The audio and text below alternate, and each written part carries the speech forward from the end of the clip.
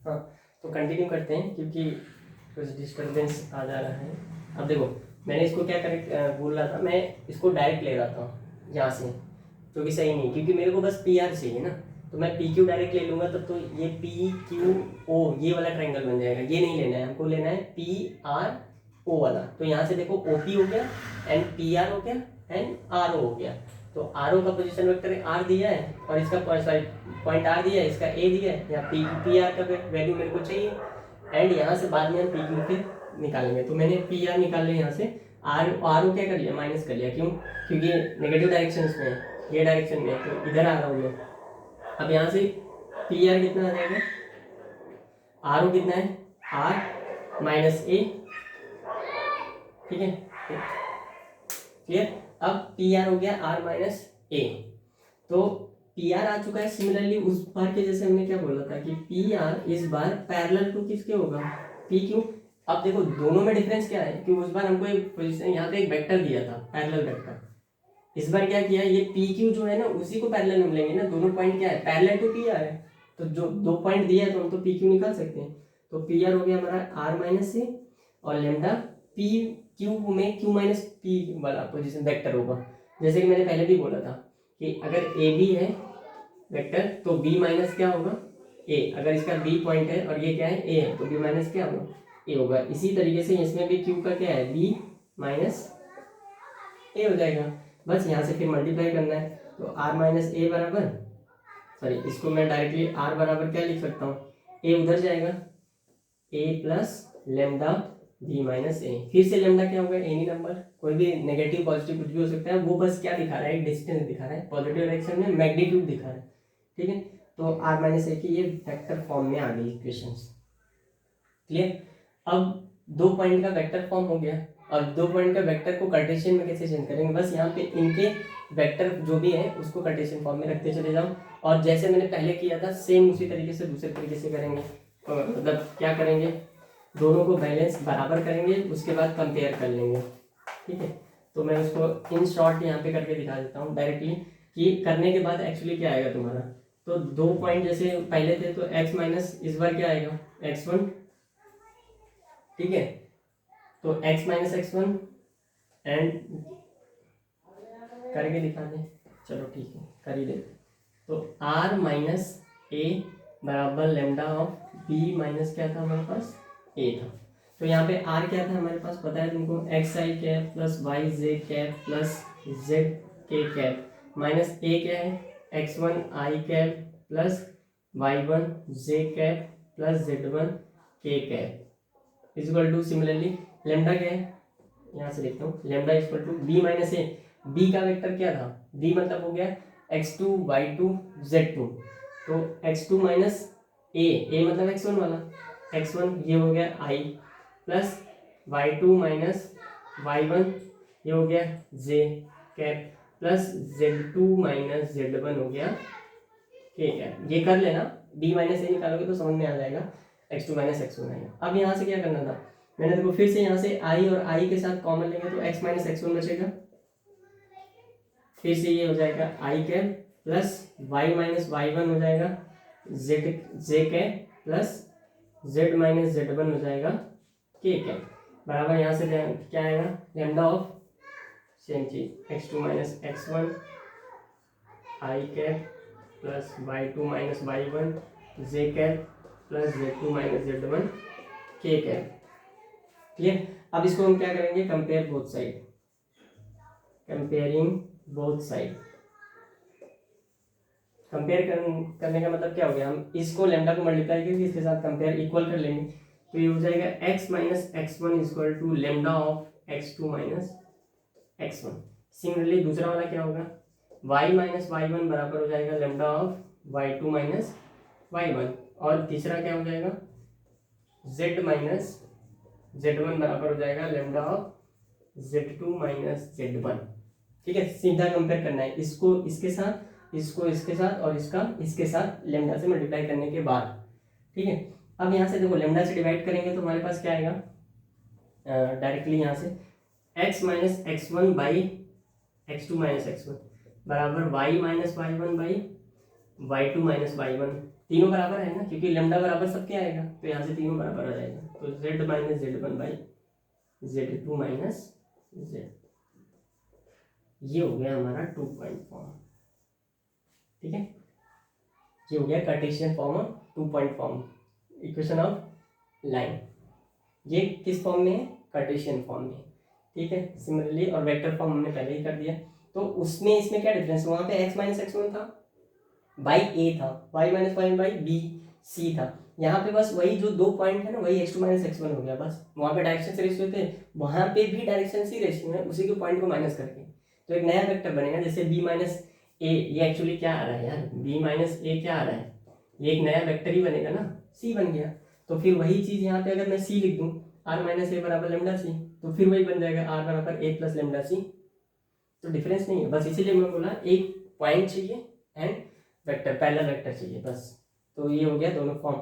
अब ये दोनों समझ में आ गया कि हमने पहले क्या पढ़ा, directions cosine, directions ratio and equation of line का वेक्टर फॉर्म और कार्टेशियन फॉर्म पढ़ लिया। दोनों पॉइंट, एक point and parallel vector, 2 point given है तब क्या होता है। अब हम आते हैं ये क्वेश्चन के ऊपर।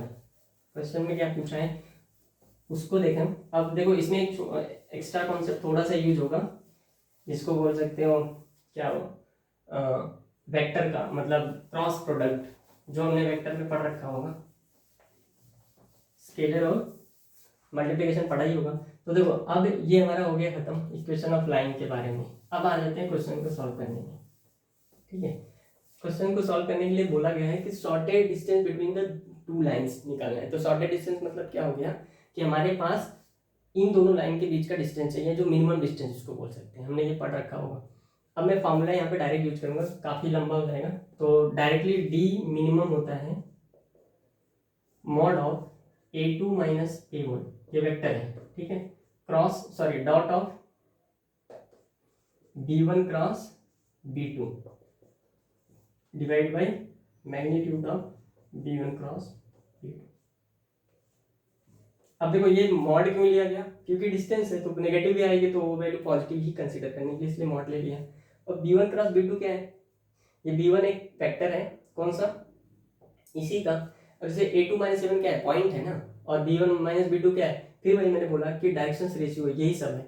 2 लाइन दिया है तो पहला b1 एक उसका पोजीशन वेक्टर होगा, b2 क्या होगा, दूसरा पोजीशन वेक्टर होगा उसके। और पोजीशन वेक्टर कैसे बनते हैं, डायरेक्शन रेशियो से, ध्यान से देखना, पहले स्टार्टिंग में होता है।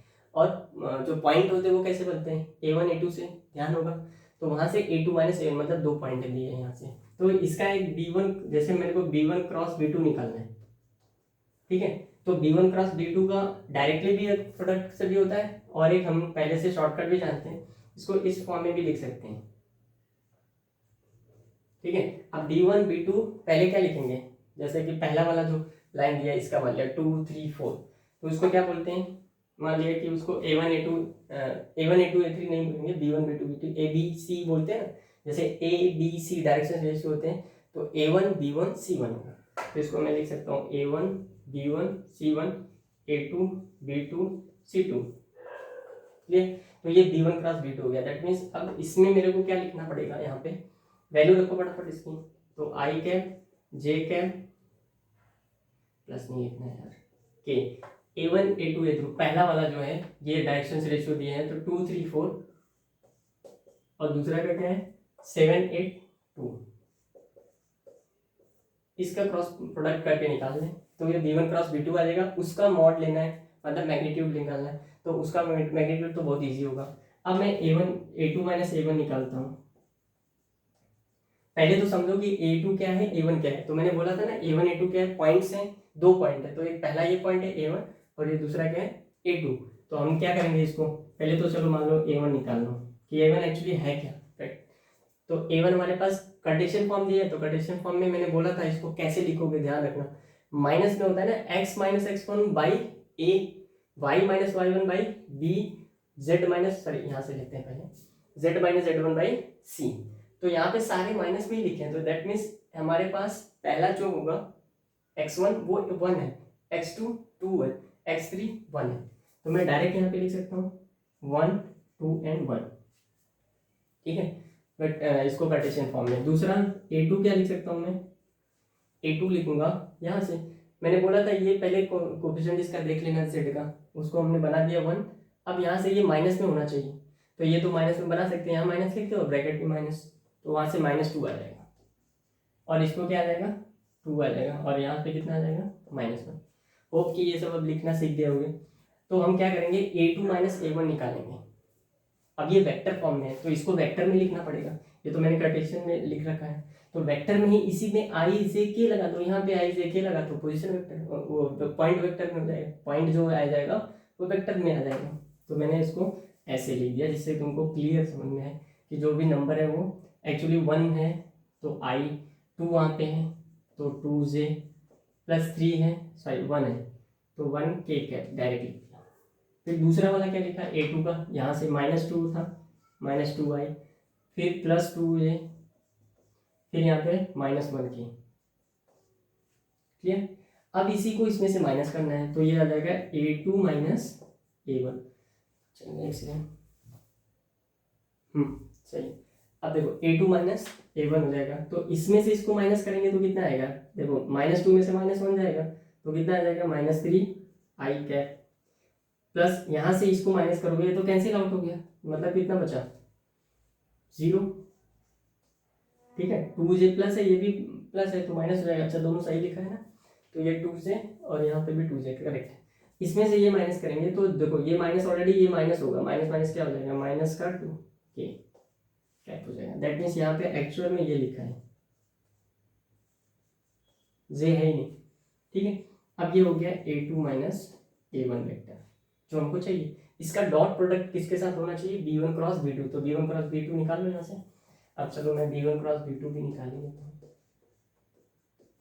ये हो जाएगा। हम कैसे करते हैं इसको, i लेते हैं, जैसे हम लोग मैट्रिक्स सीखे ना डिटरमिनेंट, तो उसका क्रॉस प्रोडक्ट कैसे निकालते हैं कि हम पहले रो लेते हैं कॉलम, ऐसे ही इसमें भी होता है। जैसे मान लो मैंने ये ले लिया i, तो ये वाला कॉलम छोड़ा और ये वाला रो, तो यहाँ से इसका मल्टीप्लाई ले लिया, 3 2 जा कितना हो गया 6 - 8 4 जा 32, तो 6 सॉरी हाँ सही लिखा, 3 2 जा 6 - 8 4 जा 32, तो 32 - 6 कितना हो गया, लिख सकते हो डायरेक्टली ऐसे लिख दो 6 - 32 प्लस j का किसके साथ होगा, अब प्लस होगा कि माइनस होगा, तो पहले प्लस लेते हैं फिर माइनस लेते हैं फिर प्लस, तो ये अल्टरनेट चलता है, तो माइनस का। अब यहाँ पे इसको छोड़ना है इसको रखना है छोड़ना है, तो यहाँ से 4 - 28, ठीक है, प्लस k कैप आएगा, k कैप आएगा ये वाला, तो ये वाला इसके साथ छोड़ दिया, तो अब ये कितना आ जाएगा 8 2 जा 16 और 7 3 जा 21, तो 16 - 21 k कैप। यहाँ से इसको माइनस कर लो, 32 - 6 कितना हो गया 2 और 26 हो गया, तो माइनस का आएगा -26i कैप। ठीक है, अब यहाँ पे देखो 28 में से 4 जा रहा है तो 24 बचेगा, 24 माइनस का है और ये माइनस का बन के कितना j कैप प्लस हो गया। फिर उसके बाद यहाँ से कितना आएगा 16 में से 21 जाएगा तो 4 और 1 5, तो माइनस का 5k आ गया। ठीक है, ध्यान से देखो इसको, अगर ये नहीं दिख रहा है तो इधर से देखो, b1 क्रॉस b2 कितना है, b1 क्रॉस b2 हो जाएगा -26i के प्लस 24j के -5k के। ठीक है, अब इसका मैग्नीट्यूड चाहिए तो मैग्नीट्यूड भी निकाल ही सकते हो। ठीक है, मैग्नीट्यूड क्या हो गया इसका, बस ये होल स्क्वायर कर दो रूट अंडर, इसका स्क्वायर कितना होगा -26 का स्क्वायर प्लस 24 का स्क्वायर प्लस -5 का स्क्वायर, बस। अब इसको ध्यान से देखना, क्वेश्चन में अगर मान लो मेरे को ये सॉल्व करना होता तो मैं इसका होल स्क्वायर करूंगा और इसको याद रखना पड़ेगा 26 का क्या होता है 24 का और 5 का, फिर जोड़ दूंगा और जो आएगा वो b1 क्रॉस b2 का मैग्नीट्यूड होगा। बट यहाँ पे एक चीज ध्यान से देखो, आंसर में क्या दिखा है, रूट में ये है 1277 सेम चीज, तो हर एक में सेम दिखा है, तो हम यहाँ पे इसको कैलकुलेट करके क्या करेंगे, कुछ नहीं, क्योंकि इसमें डिवाइड ही करना है तो कोई फायदा नहीं, इसको निकालो ही मत। अगर तुम स्मार्ट हो, तुमको पता है कि जेईई मेंस में हमारे पास टाइम कम है, तो टाइम बचा देगा, जरूरत ही नहीं है इसके नीचे का निकालने का, ये b1 क्रॉस b2 का मैग्नीट्यूड निकालने की कोई जरूरत नहीं है, बस b1 क्रॉस b2 निकाल लिया, उसका डॉट प्रोडक्ट इसके साथ चाहिए, बस सिंपल। तो ये निकालो चाहे मत निकालो, निकालोगे भी तो यही आएगा। ठीक है, चलो आगे। अब उसके बाद a2 माइनस a1 भी आ गया, तो इसका dot product b1 cross b2 से निकाल लो इसके साथ। तो अब ध्यान से देखो, हम लोग डॉट प्रोडक्ट में क्या करते हैं, i डॉट i क्या होता है 1 हो जाता है, j डॉट j वो भी 1 हो जाता है, सेम सेम मतलब मल्टीप्लाई होते हैं तो 1 होते हैं। और वो कैसे होते हैं, वो वेक्टर में पढ़ा होगा अच्छे से, i डॉट i क्योंकि सेम एक्सिस पे होते हैं ना। तो i डॉट i मतलब दोनों के बीच का एंगल क्या होता है, 0 हो जाता है। तो 0 की वैल्यू हमेशा क्या होती है, cos 0 में 1 हो जाती है, दैट्स वाई वो लेते हैं। वो अगर वेक्टर में पढ़ा होगा तो अच्छे से पता होगा कि i dot i j dot j क्यों 1 होते हैं, और क्रॉस में क्यों i j का मल्टीप्लाई k हो जाता है, फिर j k का उसी तरीके से चेंज होता रहता है। अब इसका दोनों का प्रोडक्ट ले लो, a2 minus a1 dot b1 cross b2। तो ये कितना आएगा, मैं डायरेक्ट देखो यहाँ से ही ले रहा हूँ, a2 माइनस a1 मतलब ये है, तो बाकी सारे तो जीरो हो जाएंगे ना, आई का के साथ, आई का जे के साथ, जो भी होगा वो सब जीरो हो जाएगा। तो मेरे को बस डॉट प्रोडक्ट में क्या होता है, आई का आई के साथ, जे का जे के साथ देखना है। तो -3 इसका है a2 वाले का, a2 माइनस a1 का, इसका इसके साथ होगा 26 माइनस इसके साथ, तो 26 इंटू 3 कितना हो गया, मल्टीप्लाई कर लो, तो ये हो जाएगा तुम्हारे पास -3 इंटू -26, ठीक है। उसके बाद जेड तो यहाँ पे है नहीं, तो जेड जे का इसके साथ वैसे भी 0 हो जाएगा। तो ये 5 क्या बचा, के का, और ये 2 का, तो 2 और ये 5 जा 10, माइनस माइनस क्या हो जाएगा प्लस। तो इसको भी डायरेक्टली हम प्लस लिख सकते हैं, 5 2 जा 10, ठीक है, डॉट प्रोडक्ट। तो और बाकी के का के साथ 1 हो जाएगा, तो ठीक है, ये वैल्यू आ गई। तो ये मल्टीप्लाई किया, 3 6 जा 18 और 3 2 जा 6 और 1 7, ठीक है। हाँ सही है, माइनस माइनस प्लस हो गया, +10, तो ये हो गया हमारे पास 80, 78 प्लस 8 कितना, 10 कितना हो जाएगा 88। तो ये आ गया हमारे पास a2 minus a1 dot of b1 cross b2, ये हमारे पास कितना है 88 है। तो अब ध्यान से देखो, इस दोनों का वैल्यू कितना आ गया हमारे पास 88, और उसका मॉड है, मॉड मतलब अगर नेगेटिव आता तो मैं पॉजिटिव ले लेता बस, और क्या। और इसकी वैल्यू मेरे को पता है कि ये तो सेम है, तो बस यही तो चेक करना था, ये ऑप्शन सही हो गया 88। तो 88 बाई अगर लिखना चाहो तो ये लिख दो 1277, ये ऑप्शन हो गया ए, ठीक है। तो मेरा इस क्वेश्चन को लेने का एक ही मकसद था कि इससे क्या पता चला कि पहले समझ में ये आया कि भाई इसमें डायरेक्शंस रेशियो, डायरेक्शंस कोसाइंस क्या होते हैं, 2 पॉइंट है इसमें ए बी सी क्या है, a1 b1 लेना है तो वो क्या है, a2 b2 है वो क्या है, उसके बाद डायरेक्शंस रेशियोज कौन कौन से होते हैं, उससे रिलेटेड हमने सारी चीज़ें क्या हो गया, रिवाइज हो गया। दैट मीन्स जब तुमको इस टाइप के क्वेश्चन आएंगे तो क्वेश्चन पकड़ो और उससे क्या करो, पूरे टॉपिक को रिवाइज करो। टॉपिक रिवाइज करके क्वेश्चन लगाओगे कोई फायदा नहीं, अगर एक बार हमने पढ़ रखा है तो दोबारा करने के लिए क्वेश्चन उठाओ, उससे पूरी टॉपिक रिवाइज कर लो। अब इससे देखो मैंने डायरेक्शन रेशियो, डायरेक्शन कोसाइन भी पढ़ लिया, उसके साथ मिनिमम डिस्टेंस का फॉर्मूला क्या है वो भी याद आ गया, उसके साथ बाकी उसका डेरिवेशन जो भी था वो समझा दिया। तो इस क्वेश्चन को उठाने का बस एक ही पॉइंट था कि इससे सारे चीज़ हमने क्या कर लिए, क्लियर कर लिए, ठीक है। तो होप कि ये सबको समझ में आया होगा, एंड मिलते हैं नेक्स्ट वीडियो में, तब के लिए बाय।